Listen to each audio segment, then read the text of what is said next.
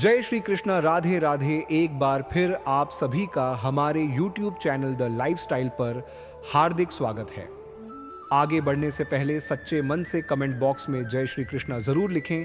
आइए श्री कृष्ण के उपदेशपूर्ण और ज्ञानपूर्ण वीडियो की शुरुआत करते हैं। श्री कृष्ण कहते हैं कि जीवन में एक दोस्त कर्ण जैसा भी जरूर होना चाहिए, जो तुम्हारे गलत होते हुए भी तुम्हारे लिए युद्ध करे। होने वाले खुद ही अपने हो जाते हैं, किसी को कहकर अपना नहीं बनाया जाता। रिश्ते हमेशा एक दूसरे का ख्याल रखने के लिए बनाए जाते हैं, एक दूसरे का इस्तेमाल करने के लिए नहीं। चूम लेता हूं हर मुश्किलों को मैं अपना मानकर, जिंदगी कैसी भी आखिर है तो मेरी। जो हैरान है मेरे सब्र पर, उनसे कह दो जो आंसू जमीन पर नहीं गिरते वह दिल चीड़ जाते हैं। डर रखिए वक्त की मार से, बुरा वक्त किसी को बताकर नहीं आता। धन ना हो तो रिश्ते उंगली पर गिने जाते हैं, और धन हो तो रिश्ते डायरी में लिखे जाते हैं। जहर का भी अपना हिसाब है, मरने के लिए थोड़ा सा और जीने के लिए बहुत सारा पीना पड़ता है। डूबी है मेरी उंगलियां खुद अपने लहू में, कांच के टुकड़ों को उठाने की सजा है। ताकत की जरूरत तभी पड़ती है जब किसी का बुरा करना हो, वरना दुनिया में सब कुछ पाने के लिए प्रेम ही काफी है। श्री कृष्ण कहते हैं ओस की बूंद यदि केले के पत्ते पर गिरे तो वो कपूर बन जाती है, सीत में गिरे तो मोती, यदि विषधर के मुख में गिरे तो विष। बूंद एक है परंतु उसके प्रारब्ध भिन्न है, क्योंकि उसे आकर्षित करने वालों का व्यवहार भिन्न है। इसलिए यह आप पर निर्भर करता है, आपके भविष्य में विष चाहिए या अमृत। स्मरण रखें, हम वही बन जाते हैं जैसा हम सोचते हैं, जैसा विश्वास रखते हैं।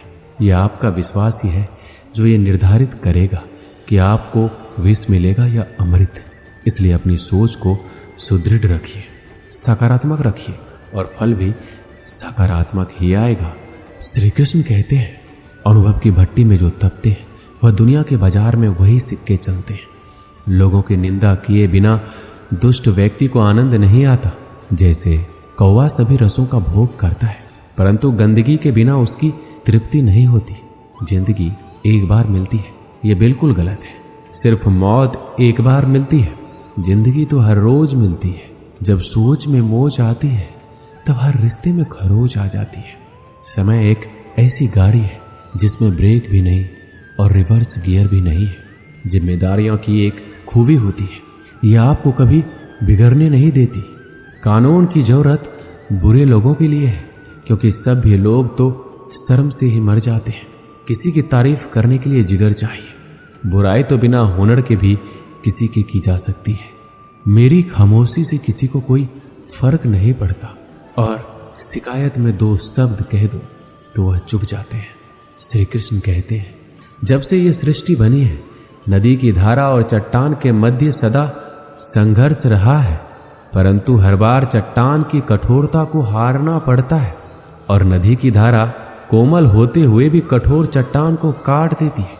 कभी सोचा है ऐसा क्यों होता है? चट्टान इतनी कठोर और जल इतना कोमल, चट्टान इतना दृढ़ लेकिन जल इतना लचीला होने पर भी सदा जल कठोर चट्टानों के माध्यम से अपना मार्ग बना ही लेती है। कारण केवल एक ही है, और वो है लगातार चलने की क्षमता। जल बढ़ता रहता है, चट्टान अडिग रहती है। इसी कारण जल चट्टान को काट कर मार्ग बना लेता है। इसीलिए लगातार चलते रहें, रोकिए मत, क्योंकि चट्टान जैसी हर समस्या को आप भी जल की तरह काट सकते हैं। श्री कृष्ण कहते हैं हम क्या करते हैं इसका महत्व कम है, किंतु हम उसे किस भाव से करते हैं इसका बहुत महत्व है। हल कुचलने का हुनर भी सीखिए। सांपों के खौफ से जंगल नहीं छोड़ा करते। उदास तो बहुत रहे मगर कभी जाहिर ना किया सब ठीक है, बस इसी शब्द ने सब संभाल लिया। अनुमान गलत हो सकता है, पर अनुभव कभी गलत नहीं होता, क्योंकि अनुमान हमारे मन की कल्पना है और अनुभव हमारे जीवन की सीख। अगर लड़ना ही है तो अपने कड़वे स्वभाव से लड़ो, जो किसी को अपना नहीं होने देता। गुस्सा बहुत चतुर होता है, अक्सर कमजोर पर ही निकलता है। धूप बहुत कड़ी है, बदन जल रहा है, कुछ तकलीफ जरूर है, पर घर चल रहा है। वक्त वो तराजू है जो बुरे वक्त में अपनों का वजन बता देता है। जिसमें नुकसान सहने की ताकत हो वही मुनाफा कमा सकता है, फिर चाहे वह कारोबार हो या रिश्ते। श्री कृष्ण कहते हैं जिम्मेदारियां भी खूब परीक्षा लेती है, जो निभाता है उसी को परेशान करती है। कहीं ना कहीं कर्मों का डर है, नहीं तो गंगा पर इतनी भीड़ नहीं होती। जो कर्म को समझता है उसे धर्म को समझने की जरूरत ही नहीं। पाप शरीर नहीं करता, विचार करते हैं, और गंगा विचारों को नहीं सिर्फ शरीर को धोती है। शब्द का महत्व तो बोलने के भाव से पता चल जाता है, वरना वेलकम तो दरवाजे के गेट पर भी लिखा होता है। मन की लिखूं तो शब्द रूठ जाते हैं, और सच लिखूं तो अपने रूठ जाते हैं। जिन पैसों में अपनी मेहनत की महक ना हो, वह पैसा सुख के साधन तो दे सकता है, लेकिन मन को शांति नहीं। बचपन कितना खूबसूरत था, तब खिलौने जिंदगी में थे, और आज जिंदगी खिलौना है। श्री कृष्ण कहते हैं आपने किसी फल को पेड़ से अलग होते हुए देखा है? बड़ा दुख होता है जब आप अपने उद्यम से अलग होते हैं, परंतु ये दूरी भी आवश्यक है। आप फल को ही ले लीजिए। अपने जीवनदाता वृक्ष से अलग होकर ये न केवल किसी की भूख शांत करेगा, अपितु इसके भीतर के बीज से एक नए वृक्ष का सृजन भी होगा और कई फल उगेंगे। सृजन की प्रतिक्रिया में पीड़ा आवश्यक है। यदि पीड़ा नहीं होगी तो सृजन नहीं होगा। पीड़ा अपने उद्यम से दूर होने में, इस फल की भांति हम मनुष्य को भी अपने उद्यम से, अपने सगे संबंधियों से अलग होना पड़ता है। और यही अलगाव एक नए सृजन को, एक नई सृष्टि को, एक नए विकास को जन्म देता है। इसलिए ऐसे अलगाव से दुखी मत होइए, उसका स्वागत कीजिए, क्योंकि ये विकास की नींव है। श्री कृष्ण कहते हैं गलत फहमी में जीने का मजा ही कुछ और है, वरना हकीकतें अक्सर रुला देती हैं। जब तक रास्ते समझ में आते हैं तब तक लौटने का वक्त हो जाता है। यही जिंदगी है। प्यार नहीं बिकता किसी के लिए, मगर इंसान बिक जाता है अपने मतलब के लिए। जब तक किसी अपने से धोखा ना मिले तब तक समझ नहीं आता कि जिंदगी क्या है। काश उस जाते हुए वक्त को रोक सकते, आपके साथ गुजरा हुआ हर समय जोड़ सकते। मुझे नफरत पसंद है, लेकिन दिखावे का अपनापन नहीं।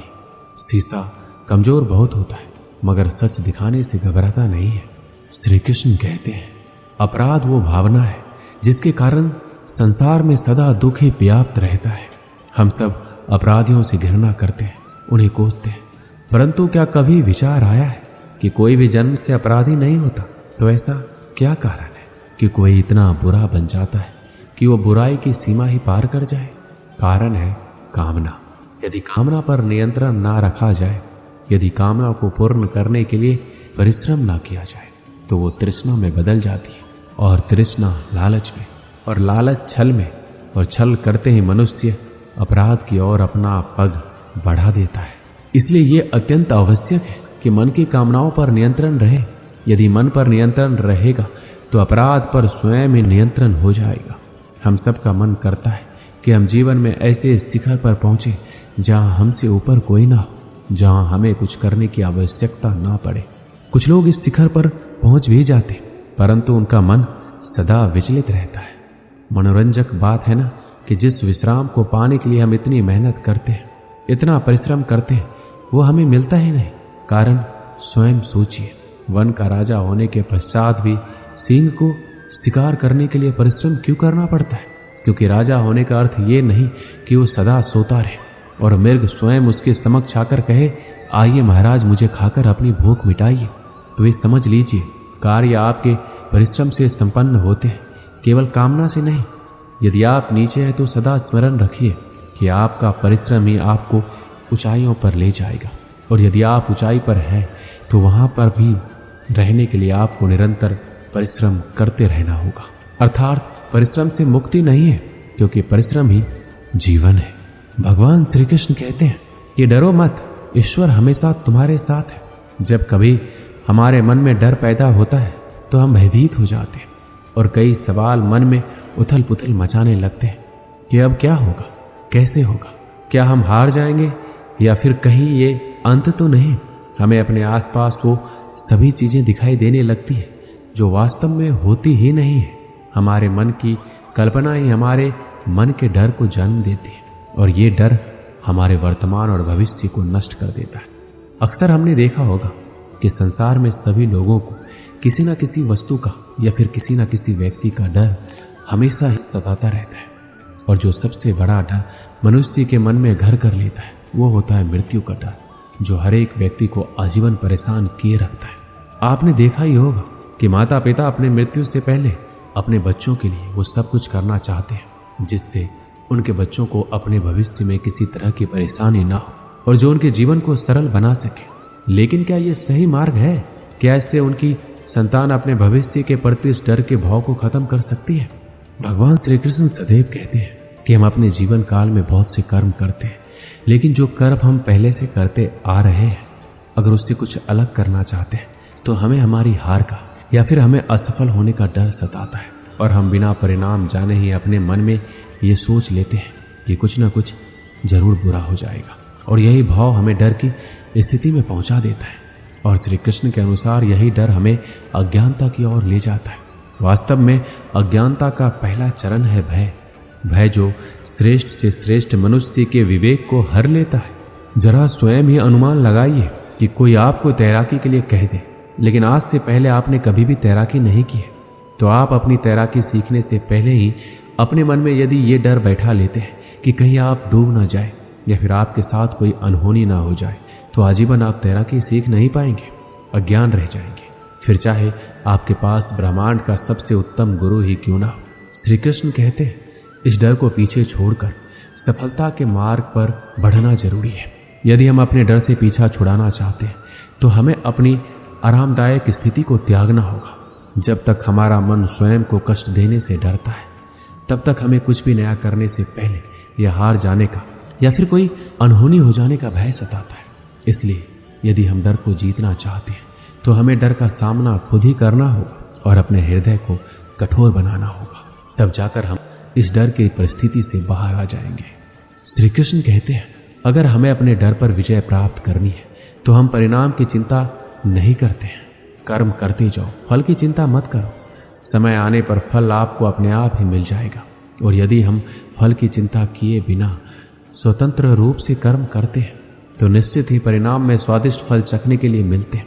इसी स्थिति को यदि आप कलयुग के अनुसार देखेंगे तो श्री कृष्ण स्वयं कहते हैं कि कोई भी परिस्थिति हो, कैसी भी हालात हो, वो सदैव जीव आत्मा के साथ रहते हैं और अपना कर्म करते जाओ और भयभीत होने की कोई भी आशंका मत छोड़ो, क्योंकि वो सदैव अपनी संतान के साथ में है। फिर आप कैसी भी मुश्किल परिस्थिति में हैं, चाहे कितनी भी दुर्गम हालात हो, चाहे ब्रह्मांड में हो, दुनिया में हो, कोई आपका साथ दे या ना दे, लेकिन ईश्वर सदैव आपके साथ रहेगा।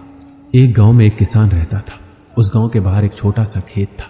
एक बार फसल बोने के कुछ दिनों बाद उसके खेत में चिड़िया ने घोंसला बना लिया। कुछ समय बीता तो चिड़िया ने वहां 2 अंडे भी दिए। उन 2 अंडों में से 2 छोटे छोटे बच्चे निकल आए। वो बड़े मजे से उस खेत में अपना जीवन गुजारने लगे। कुछ महीनों के बाद फसल कटाई का समय आ गया। गांव के सभी किसान अपने खेतों की फसल की कटाई में लग गए। अब चिड़िया और उसके बच्चों को वह खेत छोड़कर नए स्थान पर जाने का समय आ गया था। एक दिन खेत में चिड़िया के बच्चों ने किसान को ये कहते सुना कि कल मैं फसल कटाई के लिए अपने पड़ोसी से पूछूंगा और उसे खेत में भेजूंगा। यह सुनकर चिड़िया के बच्चे परेशान हो गए। उस समय चिड़िया कहीं गई हुई थी। जब वो वापस लौटी तो बच्चों ने उसे किसान की बात बताई कि माँ, आज हमारा यहाँ अंतिम दिन है, रात में हमें दूसरे स्थान के लिए यहाँ से निकलना होगा। चिड़िया ने उत्तर दिया, इतनी जल्दी नहीं बच्चों, मुझे नहीं लगता कि कल खेत में फसल की कटाई होगी। चिड़िया की कही बात सही साबित हुई।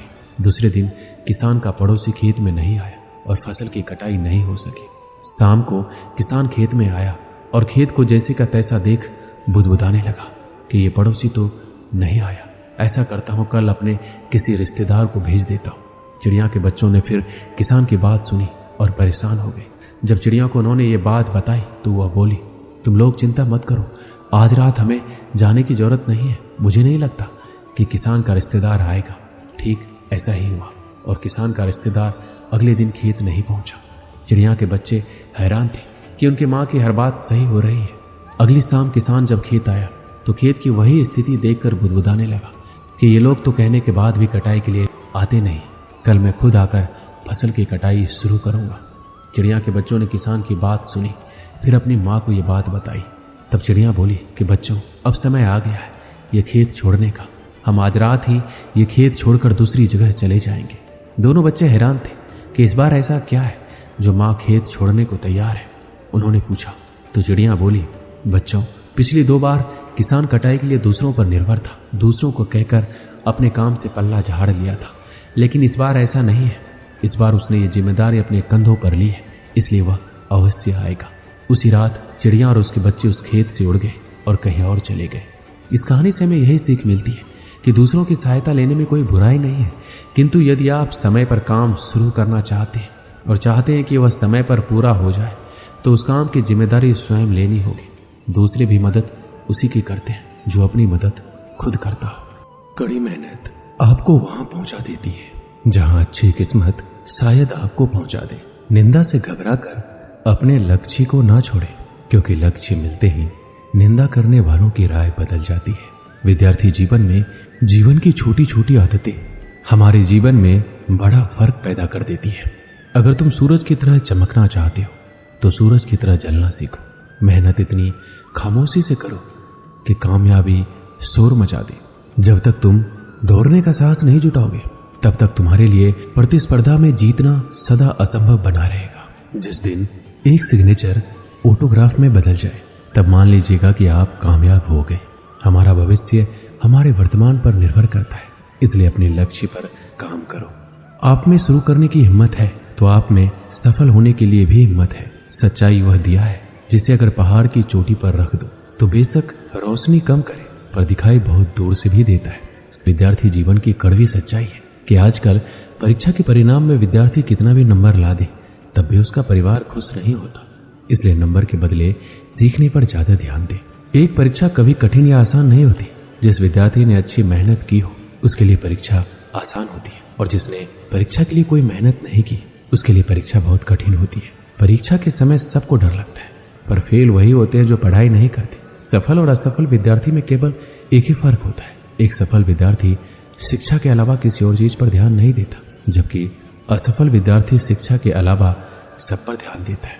अगर आप अपने रूम में सबसे होशियार विद्यार्थी हैं तो आप गलत रूम में हैं या गलत स्कूल में हैं। एक विद्यार्थी को हमेशा यह ध्यान में रखना चाहिए कि विद्यार्थी जीवन आराम का नहीं, पर मेहनत से विद्या प्राप्त करने का समय है। हारने वाला विद्यार्थी जीतने वाले विद्यार्थी पर ध्यान देता है, जबकि जीतने वाला विद्यार्थी सिर्फ जीतने पर ध्यान देता है।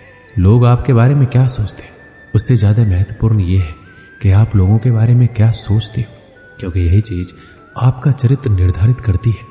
एक सच्चा विद्यार्थी वही है जो खुद को साबित करने में नहीं, लेकिन खुद को औरों से बेहतर करने में ध्यान देता है।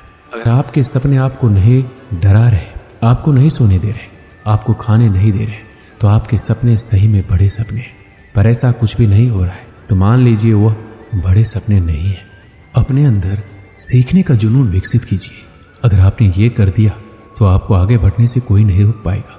एक मूर्ख व्यक्ति को देने के लिए श्रेष्ठ प्रतिक्रिया मौन ही है। महत्वाकांक्षा के बिना बुद्धिमानी ऐसी ही है जैसे पर के बिना एक पक्षी। अगर आप वो नहीं कर रहे हैं जो आपको पसंद है, इसका मतलब ये है कि आप अपना समय बर्बाद कर रहे हो। अपने को परिस्थितियों का गुलाम कभी ना समझो। तुम स्वयं अपने भाग्य के विधाता बनो। एक दिन में नहीं होगा, लगे रहोगे तो एक दिन जरूर होगा। उठो, मुकाबला करो और जीतो। जीतने के लिए तुम्हें ना किसी की इजाजत की जरूरत है, ना किसी सिफारिश की। क्या आपने ऐसा कोई निर्णय लिया है जो वर्तमान में रिस्की है पर आने वाले समय में बेहतरीन साबित होगा? अगर आपका जवाब हाँ है तो बहुत अच्छी बात है, पर अगर ना आए तो जरूर सोचिए और लीजिए। परफेक्ट परिस्थिति का इंतजार मत कीजिए। आज से अपने लक्ष्य को पाने के लिए पूरी ताकत झोंक दीजिए। सफलता इंतजार से नहीं, काम करने से मिलेगी। मैं रास्ते बदलता नहीं हूं, रास्ता बनाता हूं। सबको 2 अवसर मिलते हैं, कुछ समय की तकलीफ और लंबे समय का आराम, या कुछ समय का आराम या लंबे समय की तकलीफ। पता नहीं, अधिकांश लोग दूसरा अवसर ही चुनते हैं। बड़े निर्णय लेते हुए डरना गलत नहीं है, पर डर के कारण बड़े निर्णय ना लेना गलत है। सफलता के लिए जीनियस से कहीं ज्यादा जरूरी है कॉमन सेंस होना। कम शिकायतें, कम बहाने, कम टाल मटोल, अधिक सफलता पाने का यही मूल मंत्र है। कभी कभी आपकी सफलता की राह में सिर्फ एक व्यक्ति बाधक होता है, वह जिसे शीशे में आप हर दिन देखते हैं। उन सभी रास्तों को छोड़ दो जो मंजिल की तरफ नहीं आते, भले ही कितनी भी खूबसूरत हो। बोलकर पछताने से ना बोलना बेहतर है। यह महत्वपूर्ण नहीं है कि आप सफल हैं या नहीं, महत्वपूर्ण यह है कि आप उतने सफल हुए हैं या नहीं जितनी आपके भीतर क्षमता थी। विद्यार्थियों के अच्छे जीवन के लिए उनको मोटिवेट करना बहुत ही जरूरी है, क्योंकि मोटिवेशनल उस बीमारी का दवा है जो विद्यार्थियों को उनके लक्ष्य से भटकने नहीं देता।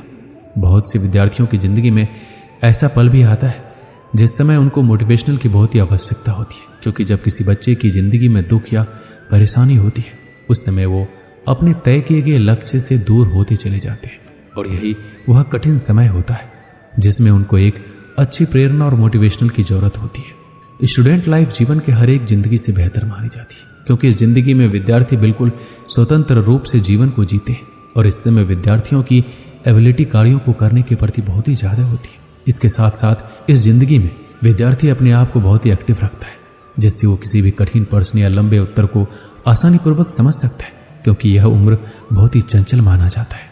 अब हम विद्यार्थियों के जीवन से जुड़े कुछ बातें बताएंगे जिससे आपको पढ़ाई में मदद मिल सकती है और अपने लक्ष्य को आप प्राप्त कर सकते हैं। जब आप पढ़ाई करने बैठे तो अपने आसपास सभी ऐसी चीजों को हटा दें जो आपको ध्यान से भटका सकती है। पढ़ाई करते समय ऐसी जगह बैठें जहां किसी भी तरह का शोर शराबा नहीं हो। इसके साथ ही अगर आपके आसपास मोबाइल टीवी हो तो उस जगह पर ना बैठें। कोशिश करें कि पढ़ने के लिए आप टेबल चेयर पर ही बैठें। इससे आप ज़्यादा देर तक पढ़ाई कर पाएंगे, और पढ़ाई करते समय फोकस बढ़ाने के लिए सबसे ज़रूरी है आप अपनी पढ़ाई के लिए एक रूटीन बना लें। टाइम टेबल बनाकर पढ़ाई की जाए तो हर चीज़ अच्छे से याद रहती है। इस टाइम टेबल को रोजाना फॉलो करना जरूरी है। इससे पढ़ाई समय से करने की भी आदत आसानी से बन जाएगी। साथ ही आप अच्छे से अपने स्टडी प्लान का पालन कर पाएंगे। रोज रोज एक ही समय पर पढ़ाई शुरू करने की आदत हो जाएगी तो पढ़ाई पर कंसंट्रेट और फोकस करने में आसानी होगी। हर रोज अपने लिए एक लक्ष्य निर्धारित कीजिए। जब भी पढ़ाई करने बैठे तो अपने गोल को ध्यान रखें कि आपको आज कितना पढ़ना है। जैसे कि जब आप पढ़ाई करने बैठे तो तय कर लें कि आज आपको किन चैप्टर को पूरा करना है, और इस गोल को पूरा करने के बाद ही आप अपनी जगह से उठेंगे। जब आप अपने तय किए गए स्टडी गोल्स को पूरा कर लेंगे तो आपको भी अच्छा लगेगा, और रोजाना आप इसी तरह खुशी से पढ़ाई पर फोकस कर पाएंगे। और साथ ही साथ पढ़ाई के बीच में ब्रेक जरूर लें। कभी भी एक साथ पूरा सिलेबस ना पढ़े। लगातार पढ़ाई करते रहने से आप लंबे समय तक कुछ भी याद नहीं रख पाएंगे। ऐसा करने से बचें। अगर आप चाहते हैं कि आपका पढ़ाई में और अच्छा फोकस हो तो इस दौरान बीच बीच में छोटे ब्रेक्स लेने चाहिए।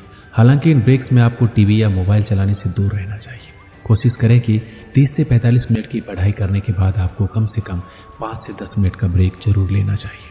अक्सर आपने देखा होगा विद्यार्थी पूरा दिन घर में उछल कूद करता रहता है, ज़्यादा से ज़्यादा बाहर खेलता है, लेकिन जैसे ही उसको पढ़ने के लिए बैठाया जाता है उसे आलस या सुस्ती आने लगती है और वह पढ़ाई से कतराने लगता है। आपने सुना होगा जो समय के साथ चलता है वो पूरी दुनिया जीत सकता है। समय एक ऐसा चक्र है जो रंग को राजा और राजा को रंग बना सकता है। इसलिए समय के महत्व को समझिए और उसका उपयोग कीजिए, दुरुपयोग नहीं। ये फिर लौट कर नहीं आने वाला है, इसलिए इसके साथ चलिए, ना आगे ना पीछे, केवल साथ। और आप अपने प्रति अनुशासित रहें, क्योंकि एक विद्यार्थी की पहचान उसका अनुशासन ही होता है। जब आप अनुशासित रहेंगे तब आपको यह ज्ञात होगा कि कौन सा कार्य करना आवश्यक है और कौन सा नहीं। किसी विद्यार्थी के पास अनुशासन होना ही उसकी सबसे बड़ी सीख है। आपको सोचकर परेशानी हो रही होगी कि आखिर ये मैनेज कैसे होगा। जाहिर सी बात है, परेशानी तो होगी, क्योंकि इसे भी आपको ही मैनेज करना होगा। एक बात मैं आपको याद दिला दूं, जो काम शुरू में कष्टदायक होता है बाद में फलदायक भी होता है। इसलिए परेशानियों से घबराएं नहीं, आगे बढ़े और उस काम को समाप्त करें। सोने के लिए भी समय निर्धारित कीजिए। प्रत्येक विद्यार्थी को कम से कम 6 से 7 घंटे तक सोना चाहिए। इससे शरीर पहले की तुलना में ज़्यादा सक्रिय रहता है, जिससे विद्यार्थी की स्मरण शक्ति में वृद्धि होती है, जो पढ़ाई दौरान ज़्यादा फायदेमंद होता है। अक्सर विद्यार्थियों द्वारा पूछा जाता है कि पढ़ाई कैसे करें ताकि मन लगे। इंसान का मन बहुत चंचल होता है, एक पल में यहाँ तो दूसरे पल में वहाँ चला जाता है।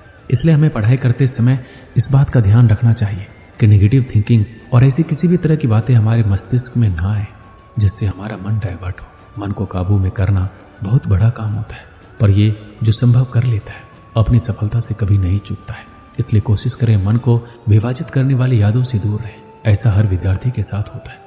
जब वो पढ़ने बैठते हैं तो उसके मन में कई प्रकार के विचार उनके सामने आने लगते हैं और वो धीरे धीरे उनमें खोने लगते हैं, जिससे उनका ध्यान पढ़ाई से हट जाता है। पढ़ते कुछ है, दिखाई कुछ और देता है। इसका मुख्य 2 वजह होता है। पहला, उस समय पढ़ने में रुचि नहीं है, और दूसरा, आप बहुत चिंतित हो।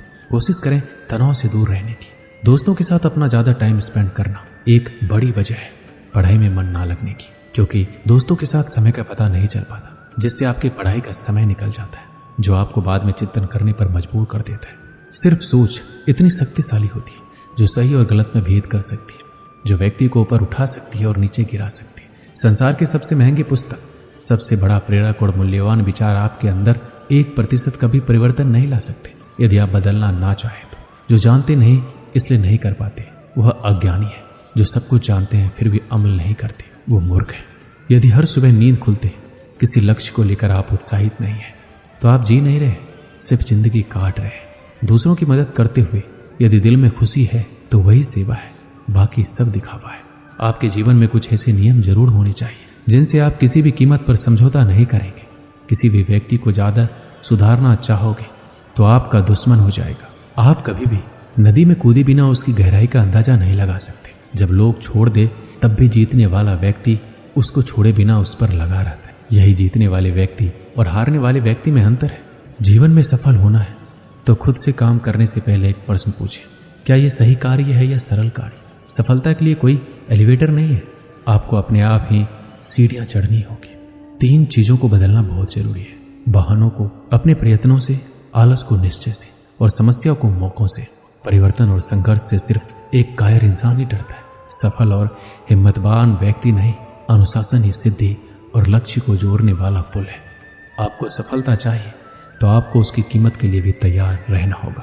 अगर आपको सफल होना है, वह आपके विद्यार्थी जीवन में हो या फिर आपके जीवन में, तो सिर्फ 2 शब्द जान लीजिए, वह है अभी जो करना है वो अभी करें। एक दिन की बात है, 2 मित्र सोहन और मोहन अपने गांव के मंदिर की सीढ़ियों पर बैठकर बातें कर रहे थे। इतने में एक तीसरा व्यक्ति जतिन उनके पास आया और उनकी बातों में शामिल हो गया। तीनों दिन भर दुनिया जहां की बातें करते रहे। कब दिन ढला, कब शाम हुई, बातों बातों में उन्हें पता ही नहीं चला। शाम को तीनों को भूख लग गई। सोहन और मोहन के पास क्रमशः 3 और 5 रोटियां थी, लेकिन जतिन के पास खाने के लिए कुछ भी नहीं था। सोहन और मोहन ने तय किया कि वो अपने पास की रोटियों को आपस में बांटकर खा लेंगे। जतिन उनकी बात सुनकर प्रसन्न हो गया, लेकिन समस्या ये खड़ी हो गई, कुल 8 रोटियों को तीनों में बराबर कैसे बांटा जाए। सोहन इस समस्या का समाधान निकालते हुए बोला, हमारे पास कुल 8 रोटियां हैं, हम इन सभी रोटियों के 3-3 टुकड़े करते हैं।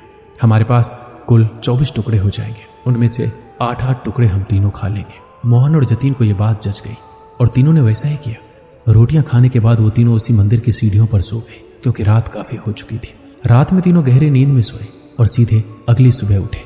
सुबह जतिन ने सोहन और मोहन से विदा ली और बोला, मित्रों, कल तुम दोनों ने अपनी रोटियों में से तोड़कर मुझे जो टुकड़े दिए, उसकी वजह से मेरी भूख मिट पाई।